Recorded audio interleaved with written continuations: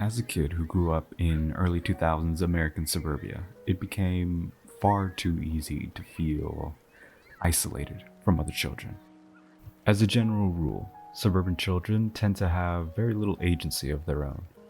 With very few places to go and things to do, their suburban home, at times, may as well be in the middle of the ocean, and oftentimes this can lead to very lonely and withdrawn children. I say this because I was certainly no exception to this rule. I was hopelessly socially awkward and cripplingly shy growing up. I struggled a lot to make new friends as a kid. However, I was lucky enough to have one thing in my life that helped me to connect with others and to serve as a point of commonality between myself and some of the other kids at school. And that thing was Pokemon. Our mutual love for these silly little creatures was able to overcome any potential barrier that race, gender, or at times even language could pose. Some of my fondest memories from my childhood revolved around Pokemon, like trading cards with friends during recess. Even though technically Pokemon had been banned at school, we still moved those things like contraband on the school playground. I also have very fond memories of battling it out with friends in Pokemon Diamond and Pearl Wi-Fi battles. Those afternoons of mindless double battles with two teams of six legendaries are still some of my most cherished childhood memories. Nothing really brought my group of friends and I together quite like our shared passion for Pokemon did. And although Pokemon will always have a special place in my heart, as my friend group and I got older, new games would inevitably come along to serve as our new current hyperfixation. World of Warcraft, Dota 2, Overwatch, and very recently Marvel Rivals, each new game served to facilitate endless hours of fun nights. But the impact of this hobby upon my life did not just begin and end with the games themselves. As is the case with most gamers, for me, getting into a new game also came with a corresponding media ecosystem. Discord servers, Reddit pages, streamers, YouTubers, and many other different content creators who you would follow who made content for said game. Me personally, during my WoW era, I would watch content creators like Total Biscuit and WoW Krendor. During my Dota era, I would watch streamers like Sing Sing and Pyrian Flax. With each new game came new corresponding content creators that would, as a result, become a part of my regular media diet. And I believe that is where some of the potential problems can begin to manifest.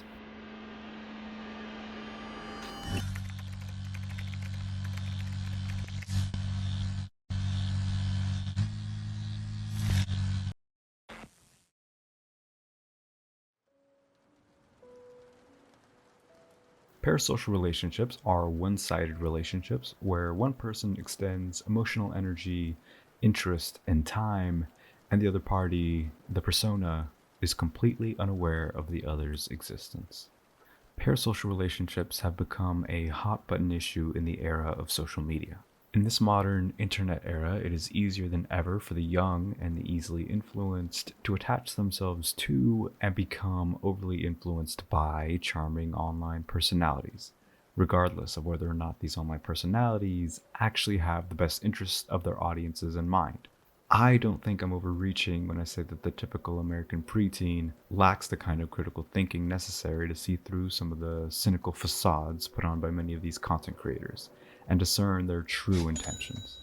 Now, even American teenagers with the best social support networks still spend many a nights alone. As a result, joining these communities and following these creators can serve as a sort of social stopgap.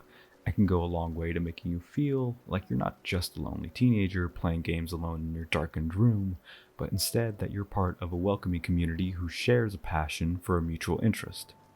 I think that streamers are most guilty of fostering this unhealthy parasocial relationship, whether wittingly or unwittingly. After all, Twitch streamers, as opposed to YouTubers, are live. It's like you're in a Discord call with them. Your favorite content creator is right there with you, interacting with you in real time. Or at least they might once you pay those $5 for a text to speech message that they may momentarily acknowledge. It's just Chewy. Thanks for the 50 gifted. But in any case, I want to make sure to clarify that I don't think this has to be an inherently harmful dynamic. There are plenty of young people who understand the entertainer to viewer dynamic just fine. However, there's absolutely a contingency of Twitch viewers who parasocially latch onto their respective streamer and take their every word as gospel, even as they spread ignorance, hate, and misinformation. This, I fear, has had a devastating impact over the last few years. Now, I think at this point in the video, it's incumbent upon me to be completely transparent and to clearly delineate and specify who exactly it is I'm talking about here and why. No point beating around the bush here, I'm talking about young men. According to Statistica, as of December 2023, more than 7 in 10 online visitors to streaming platform Twitch.tv were male. Women only accounted for approximately 26.9% of global visitors to Twitch. So whilst women absolutely exist within the space and deserve their place within it, when we talk about the larger gaming community as a whole, we are predominantly talking about young men. Young men who have been concerningly moving further and further to the right in recent years. In a recent article published by Gallup, they explored this phenomenon in far greater detail than I will in this video. But essentially, over the past few years, there has been a discernible shift in the politics of young people in this country. Whilst young women aged 18 to 29 have in a big way shifted left, increasingly self-identifying with the label liberal/very liberal, young men have begun within that same time frame shifting away from that label and its corresponding politics, manifesting itself most prominently during this last election cycle, when young men actually broke for Trump 55 to 43%, as opposed to young women who broke in favor of Kamala 58 to 41%. I believe this rightward shift over the last few years has been evident in nearly every facet of our society, whether it be the recent wave of trans panic and hysteria over trans people in women's sports, when it was only just a few years ago that Donald Trump, the leader of the Republican Party, was seemingly taking a very middle ground, hands-off approach in regards to trans issues. Look, North Carolina did something that was very strong, and they're paying a big price, and there's a lot of problems. And I heard one of the best answers I heard was from a commentator yesterday saying, leave it the way it is right now. There have been very few problems. Leave it the way it is. North Carolina, what they're going through with all of the business that's leaving and all of the strife, and that's on both sides. You leave it the way it is. There have been very few complaints the way it is. People use the bathroom that they feel is appropriate. There has been so little trouble, and the problem with what happened in North Carolina is the strife and the economic punishment that they're taking. So I would say that's probably the best. Do you have any transgender people working in your organization? I don't know. No? I really don't know. I probably do. I really don't know. So if Caitlyn Jenner were to walk into Trump Tower and want to use the bathroom, you would be fine with her using any bathroom she chooses? That is correct. Or the fact that over the past few years, the top podcast in the United States has been the Joe Rogan Experience, a podcast hosted by a subhuman ape-like creature that has done nothing but spread horrific right-wing misinformation and propaganda by having right-wing stooge after right-wing stooge on as his guest, whilst employing zero critical thinking skills and offering even less pushback. Like, how is this guy? Yeah, you just can't listen to an interview or he's saying some of the stuff he says that just makes no sense at all. It's like you can't listen to those interviews and feel like you made a good decision. You can't listen to those interviews and feel like you made a good decision. I don't know how you Did you hear what he said like yesterday or a couple days ago? He's talking about the Revolutionary War. He's like, one of the reasons why we lost the Revolutionary War, one of the problems with the Revolutionary War was they didn't have enough airports. Yeah. Have you seen that? I saw that. It's like, Have you what seen the that? Like, pull him. It's Imagine crazy. If you had any other job and you were talking like that, Yeah. they would go, hey, you're done. You're done. A few moments later. The same stable genius that said the biggest problem we had in the Revolutionary War is we didn't have enough airports. Whoa. Yeah, that's it. Whoa. What? Just for the record, Is that fake? it's not fake, but he was referencing Trump saying that. Here's what Trump saying it in 2019. Oh. Donald Trump said something about that. He didn't say Jesus. He said a stable genius, and that's where the transcription. Let me hear what it says. What did he say? In June of 1775, the Continental Congress created a unified army out of the revolutionary forces encamped around Boston and New York. And named after the great George Washington, Commander-in-Chief, the Continental Army suffered a bitter winter of Valley Forge, found glory across the waters of the Delaware, and seized victory from Cornwallis of Yorktown. Our army manned the airport, it ran the ramparts. It took over the airports. It took over the airports. It did everything it had to do. Oh, okay. Yeah. So he fucked up. Yeah, he did. But I feel like that's you can tell too. It sounds like a little different. He's like, you could tell he like messed up his words, but yeah, he's just I don't know. I believe that in very few other spaces has this rightward shift in the worldviews of young men been as apparent as it has been than in the gaming space. But to be honest, even outside of politics, there's been just a general degradation of the gaming space as a whole over the past few years, in ways that deeply sadden and concern me. So I made this video almost like a form of therapy for me, to collect my thoughts and reflect on this space that has meant so much to me growing up, and to reflect on all the ways that it's changed. I want to accomplish this by asking just a few questions, starting with,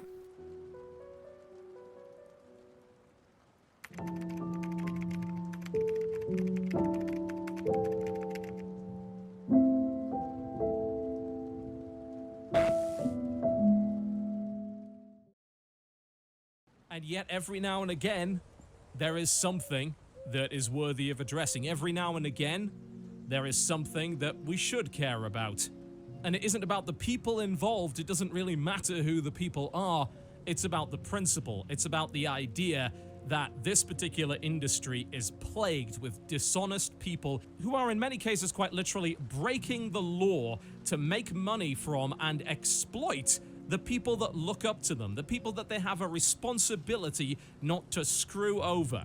At this point, I don't need to name names, and frankly, if I named all the people that pulled dishonest crap and scammed people on YouTube, I'd be here all day. The recent scandal involving a CSGO betting site, which turned out to be owned by the very people that were promoting it, gambling on their own website, which they potentially had control over the results of, is just another example in a long series of a complete and total disregard for professionalism, principles, credibility, backbone, and honesty, which is now sorely lacking in far too many of the people involved in this industry.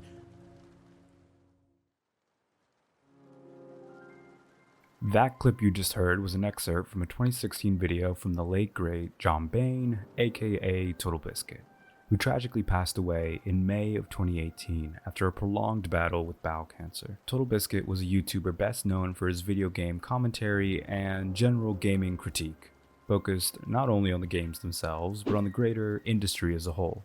He was without a doubt my favorite YouTuber to watch growing up, not only because he was such a magnetic personality, but because I got to feel like the most cultured preteen in town, while everyone else was watching Markiplier and PewDiePie autistically screech into a microphone.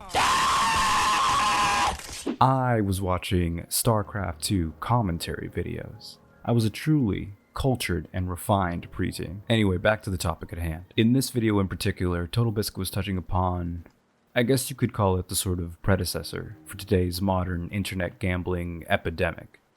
The 2016 CSGO gambling incident was an instance where YouTubers T Martin and Pro Syndicate were shamelessly promoting the CSGO gambling website CSGO Lotto to their audiences. Yes, you too can hit it big. You too can swing for the fences just like this fine gentleman here. All you have to do is head on over to CSGO Lotto.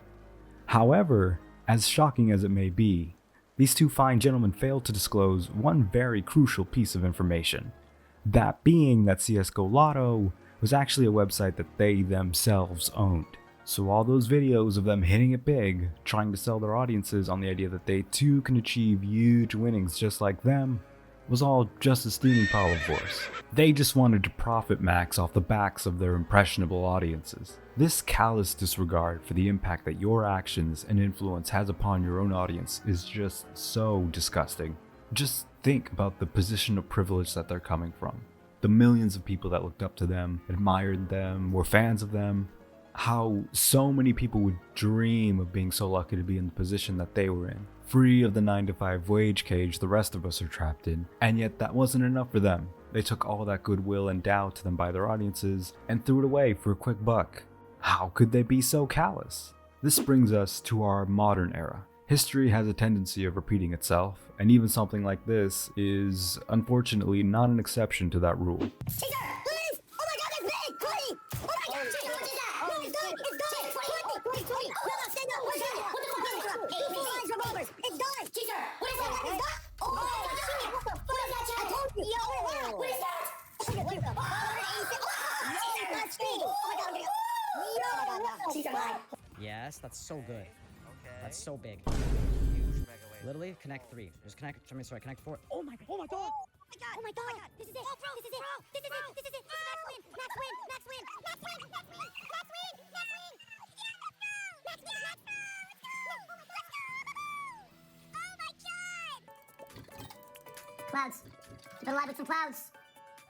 What the fuck are these hits? This is lame as fuck. Just being fat. Yeah, it's being large as shit. So fat. There you go, babe. Come on, give us some more fucking cloud there. Oh my god! Wait! Oh my god! Oh my god! Boom! Boom! Boom!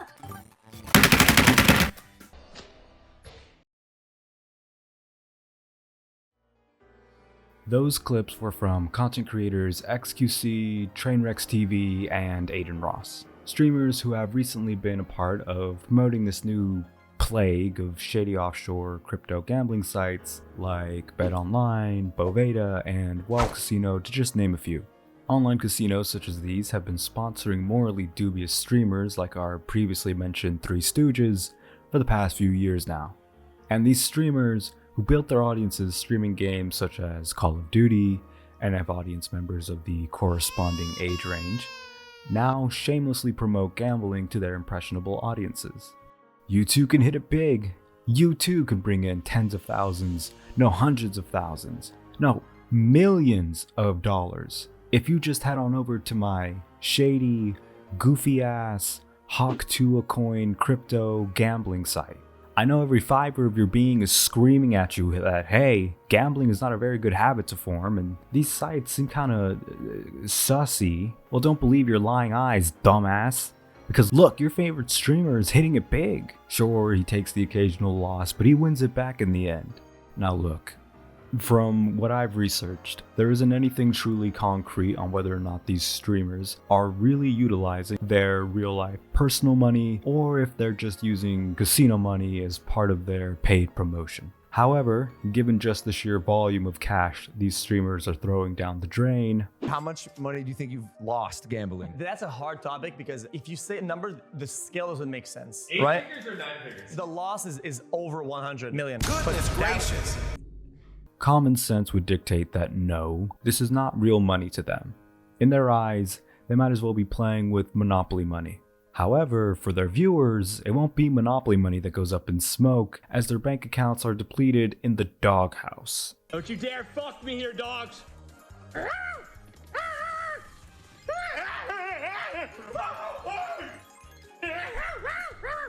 And so I sit here, and I can't help but wonder, what was the exact figure that they were offered in order to do this?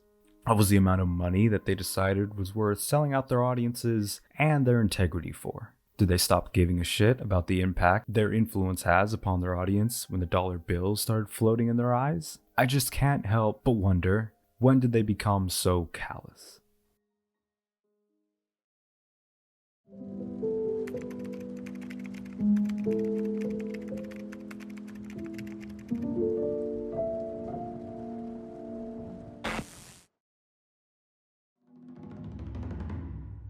So yeah, some bitch try to say, oh, but like you're so mean, why are you such a bully, whatever. I'm like, bitch, why are you in Overwatch? You need to be overwatching a fucking kitchen and overwatching a sandwich for a man who's superior to you that's probably overwatching your dumb whore ass. But you're over here playing with me, running a Mercy, not healing me because you fucking suck at the game and you got no fucking awareness because women have no awareness with anything besides how much makeup they got on their face. Oh, which by the way is always too much because it's a makeup for their lack of aesthetics. These fucking sluts, why not video games? Back in the day, when I played video games, Halo 2, if I heard a female in the fucking lobby, I'm like, what the fuck are you doing here? Give that bitch the Timberland boot out the fucking lobby. But now these whores have taken over video games. Like, I'm fucking shocked. I haven't played in fucking years. Come back.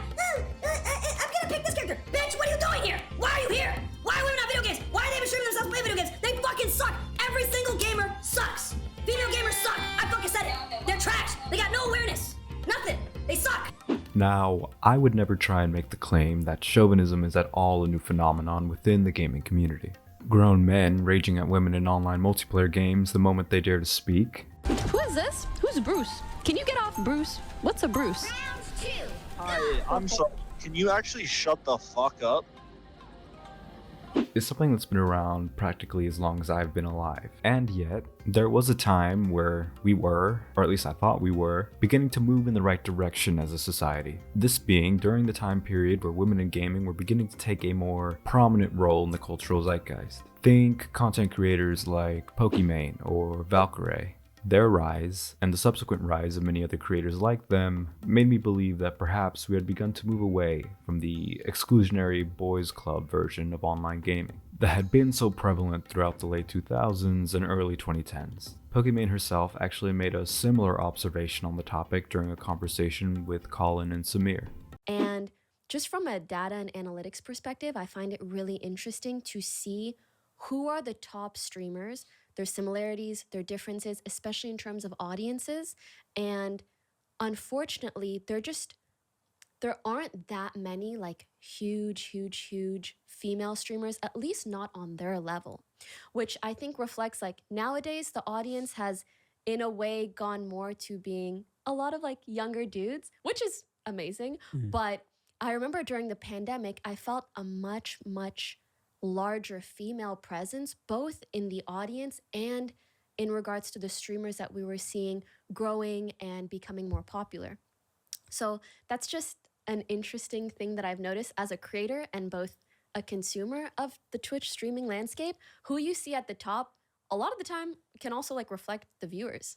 I absolutely agree that there was an era where female content creators were on the rise, and that era helped to feed into my belief that perhaps women had finally managed to carve out their well-deserved place within the gaming community, that the era of boys club gaming was over. Sure, there would always be some degree of creepy incel weirdos out there to make them feel uncomfortable within these spaces, but in the year of our Lord 2025, surely these kinds of people are in the minority now, and have been relegated to the darkest fringes of the internet.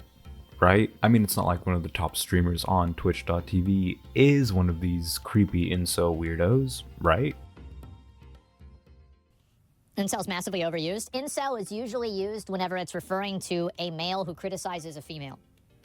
So like if you criticize a female, then you're an incel. It's pretty simple, right? I've always been a traditional marriage enjoyer. You solve this problem by you get a good job, your wife doesn't work, she stays home, takes care of the kids, raises the kids, improves the kids' life, and you make all the money. Problem solved. In case you are someone who's been fortunate enough in their lives to not have been exposed to this human-rat hybrid creature, otherwise known as Asmongold, allow me to actively make your life worse by enlightening you on who he is. Asmongold is one of the most prominent streamers on the live streaming platform Twitch.tv. He originally began his online journey by creating content for the immensely popular MMORPG World of Warcraft. It's your boy Asmongold. Making all sorts of how-to guides for a variety of different content for the game. However, nowadays, all he really does is sit in a pile of his own shit, watching right-wing reactionary content, employing zero critical thinking skills, along with a healthy dose of spreading horrendously misinformed opinions, laced with casual cruelty. I don't know what to do. Yeah. I try everything. Wow. Well, I guess, I mean, if she's crying about it that much, I guess we should just get rid of borders. I mean, if it's making her that sad, I think we should just stop enforcing the border policy and let everybody come in here with no restrictions. Now, if you were paying attention earlier, you'll remember that I mentioned that I had went through a World of Warcraft phase at one point in my life. Well, I have a bit of a confession to make. During that World of Warcraft phase, Asmongold was actually somebody whom I would watch fairly regularly. As a matter of fact, it was thanks to Asmongold's mount guides as well as his mount-off competitions, which I was a huge fan of in particular, that I became an active mount farmer in World of Warcraft, something that I still do to this day, albeit to a significantly lesser degree than during my peak WoW days. But I wasn't just a casual fan, I was a pretty active viewer. I would even watch the little vlog type videos that he would post on the Zach Roar channel, where he would sit in the little treehouse in his backyard, venting about, I don't know, the latest World of Warcraft expansion or something for like half an hour. Or post a video about going to Taco Bell to try a Baja Blast for the first time. You see, as someone who's been playing video games their whole lives, I've always had a soft spot in my heart for the degenerate gamer. And I don't say that as a dig, I say that with all the love in the world. Because this genre of dude reminds me of so many guys that I used to know back in high school. Just really chill dudes who may or may not have lived like slobs. Goodness gracious. But that was okay, who cares, we're in high school. You'd go over to their house on a Friday after school and you'd spend all night playing Smash Bros or some shit. Fueled by nothing but the Red Bull and hot Cheetos that his mom picked up for you guys from a 7-Eleven on her way back from work. And nights like those would end up being some of your most treasured memories from those all too brief high school years. which is why I guess I've always been so willing to look the other way when it comes to the more problematic beliefs that these type of guys tend to have. In my personal life, it usually takes the form of... Wait, okay, I got it. Let's say I'm on a Discord call with one of my rightward leaning friends, and they say something a little problematic. I've always just taken the approach of not really acknowledging it and just trying to move past it, queuing us up for the next game and moving on from the topic as quickly as possible. Because like, come on bro, I don't have the patience to explain how tariffs work to you right now. Taking the time to deconstruct your soup brain ass take is not going to get us out of Platt. Get a fucking grip. So to bring it back around to the realm of online content creators like Asmongold, well, that's an easy one. Whenever they post something that isn't gaming related, just don't watch it. It's not worth the headache. I'll just stick to the gaming stuff. However, from what I've observed, there tends to be a sort of tipping point that many of these gamer dudes reach, one that is impossible to ignore. Their chat, as well as their subreddit, will begin to move further and further to the right, pushing out many in their audience who find these kinds of right-wing reactionary views alienating and frankly extremely off-putting. I should know, after all, I was one of these audience members. Until, inevitably, the streamer and their respective community completes their downward spiral through the alt-right pipeline and arrive at their final destination, thinking gamers are being oppressed by pronouns, or that they're being oppressed by Western game companies making their female protagonists quote-unquote fat and ugly, instead of big-tittied Japanese girls. They essentially become that meme from a few years ago where that dude throws a table through the ceiling. You know the one. With the glass ceiling broken, all the oppressed groups shall prosper, especially the most oppressed group of all, gamers. I've seen it over and over again with so many different gamer bros turned alt-right freaks, like Heel vs. Babyface, another former WoW content creator who became the laughingstock of Twitter a couple years ago after he had an embarrassing meltdown over pronouns in Starfield. Sorry, did you want to get immersed in our world? Yeah, well, guess what? Fucking pronouns! Fucking gender ambiguity! Fucking current day Californian shit! Because that's all we fucking know! Because we're boring! We're so fucking boring! These people are so embarrassingly online, and their outlook on the world has been so irreparably damaged by the insular right-wing bubble that they've created for themselves, that they genuinely believe that in this era of unprecedented harm being perpetuated by Donald Trump, the billionaire class, and the Republican Party at large, that actually the greatest issue of our time isn't those in power, but instead things like wokeness and DEI. They have become disconnected from reality and have become the most insufferable people on the internet as a result. How else could you reach the point of posting something like this unironically? Everybody always talking about hopeflation, but it's actually the opposite. I used to be able to go to GameStop or Target and see hot bitches working there every day. Now it's just hogs. Why? Because those girls are at home doing OnlyFans now instead of working. Now, disregard the fact that this tweet would be fucking hilarious if it was an irony post from, I don't know, an RFK Jr. parody account or something. I used to be able to go to GameStop or Target and see hot bitches working there every day. Now it's just hogs. Unfortunately, because of the fact that we know who this tweet is coming from, we can determine that this was, in fact, posted without a hint of irony. But you know what? I guess there is humor to that as well, but the kind where you laugh at the person instead of with them. So unbelievably uncool. I used to be able to go to GameStop or Target and see hot bitches working there every day. Now it's just hogs. GameStop or Target. What is the correlation here? You looking for some eye candy while you shop for your groceries, brother? You ever heard of a Hooters? No, that's not enough for you, is it? You need a lady with a big old pair of knockers for you to ogle at in every facet of your life. Grocery store, library, your children's pediatrician, doesn't matter. I need to see some hot bitches there with a low-cut tee, not these hogs. And by the way, even if it were the case that our grocery stores were being overrun by hogs, throw stones, glass house. Now, you may be asking yourself, why? Well, because those girls are at home, doing OnlyFans now instead of working. This, I believe, is the most important line in this very silly tweet.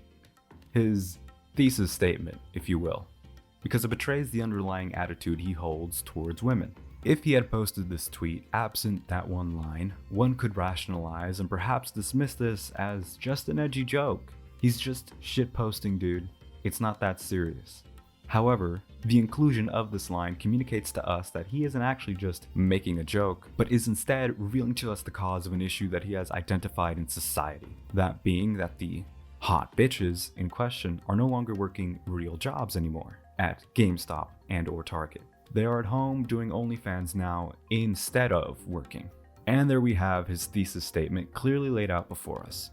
Attractive women no longer work quote-unquote real jobs because they are instead doing OnlyFans, which I do not acknowledge as real work. Now, this sort of incel-coded resentment towards women who do OnlyFans and the devaluing of their work is not something unique to Asmongold. There are plenty of other dork-ass nerds with horrendous hairlines out there on the internet with pretty similar views on women who do OnlyFans. I mean, nowadays it feels like every other dork you see online has regressed to this 1950s style harlot shaming of women who choose to utilize their bodies to earn money. What makes it particularly egregious in the case of Asmongold is how large of a platform he has to be able to spread his ignorant and hateful outlook. After all, as previously mentioned, he is one of the largest creators on Twitch.tv. But you know, maybe I'm just overreacting. So what if the guy's a bit edgy and lets the R word rip and has a bit of a problematic attitude towards women? That doesn't mean he should be silenced. He's not necessarily a bad guy. And you know what? I don't hard disagree. Listen, I grew up in the South. Several of my apolitical friends ended up becoming Trump-supporting right-wingers out of high school after falling down a similar alt-right pipeline. You know the one. The usual watching Ben Shapiro owns the libs compilations death spiral. I'd like to think that, as a result, my tolerance for problematic horse shit is pretty high. There is a lot I will let slide that I know many others on the left would not.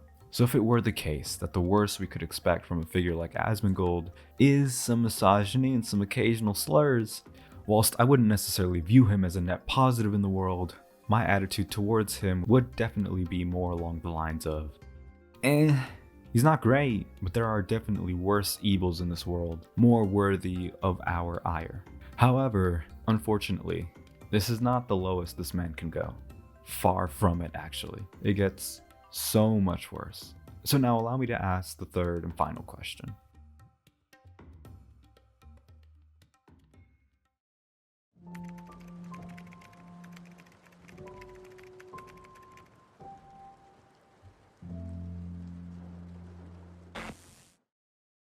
If you want to consider a genocide as a systematic killing of a group of people, they have genocide built into Sharia law right now.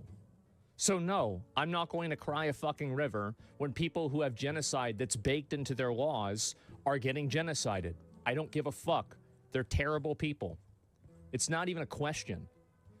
It's crazy that people don't see it that way. They'd be doing the same thing. And how much did they kill? As many as they can.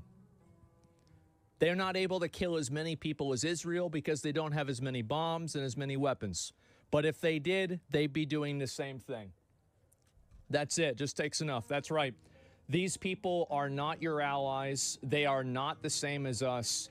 They come from an inferior culture that is horrible. It kills people for their identity, and it is directly antithetical to everything Western values stand for, and it is an inferior culture in all ways. It is that simple. No, I don't feel bad for them. I don't feel sorry for them. I don't care. I don't support them.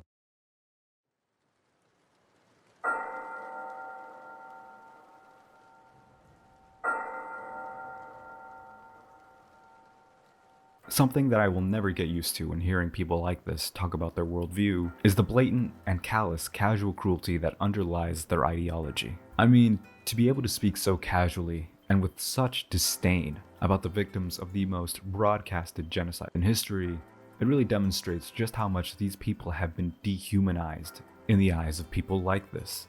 And what is the rationale that he uses to justify this cruel disregard for the lives of these people?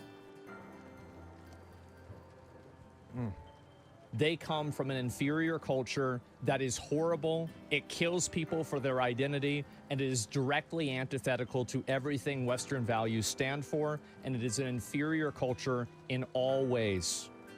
So with rationale as sloppy and lazy as the man himself, the most generous interpretation of his argument is that, well, I guess for one, he was just ignorant to the fact that the vast majority of the casualties of the conflict have been civilian lives. And when he throws around the word they, maybe he wasn't actually referring to the innocent men, women, and children. Maybe he's actually referring to the leadership of Hamas, whom, if the shoe was on the other foot, would be perpetuating the exact same violence upon the people of Israel as a consequence of their radical ideology, this quote-unquote inferior culture that he keeps referring to. If this was the argument he was trying to make, albeit in a horrendous way, then there would actually be something there worthy of engaging with. There would be some merit to what he was trying to say. However, that is not actually the argument he's making.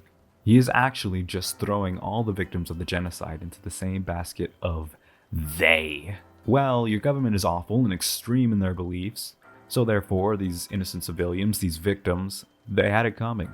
They deserve it. I don't feel bad for them. I don't feel sorry for them. I don't care. Imagine if you were to then apply that same line of reasoning to the United States. You know what?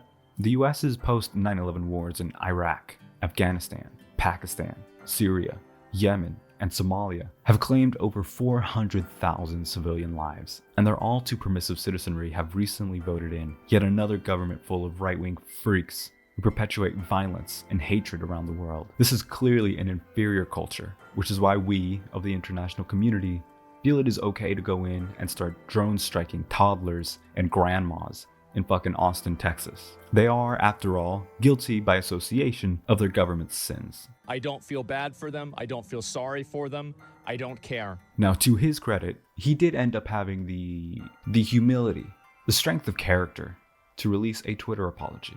Looking back on it, I was way too much of an asshole about the Palestine thing. My bad. Of course, no one deserves to have their life destroyed, even if they do things or have views I find regressive. You guys deserve more than me saying stupid shit like that. I'll do better. Well, there we have it.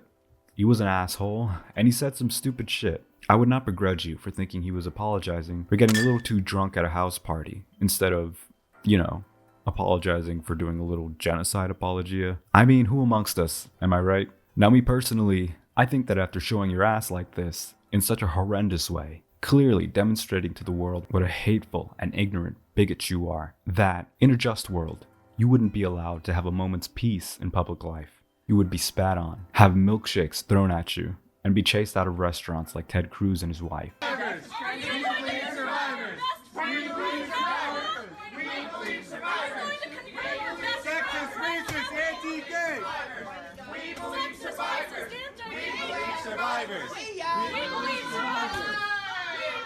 Not advocating for that, of course. Just saying that's what I would imagine would happen to someone who participated in this kind of genocide apologia in a just world. Or, at the very least, not be allowed to continue to be one of the most prominent voices on one of the largest streaming platforms in the world. He truly dodged a bullet fired from a gun he shot himself and suffered zero consequences. After all, canceling someone has never been a real thing. Just my opinion. Go ahead and cancel me. No one gives a No one said we was canceling you. If you don't have a microphone, you shouldn't be playing the game in the first place. That's just my opinion. Go ahead and cancel me. I don't care. Yo, Turtle, shut the up, bro. So given that he largely walked away from this whole thing without any long-term consequences, and only a slap on the wrist in the form of a 14-day ban, you would think that someone in his position would be self-aware enough to think to themselves, oh good heavens, I really stepped in it there by trying to discuss an issue that I really didn't know shit about. This politics thing might not actually be my lane. I should go back to what I know best and play video games and keep my head down, right? Multiple Democrat NGOs have coordinated attacks on Tesla dealership staff and vehicles. Last night, a number of Cybertrucks were torched in Seattle. Democrats are becoming increasingly more desperate and violent. It's hard to say whether this is because of an NGO, right? I mean, I have no idea.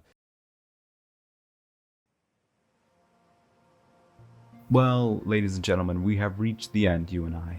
And I gotta admit, this whole experience was not as cathartic as I was hoping it would be. IMO. TBH, I'm even more depressed now than I was at the start of this video.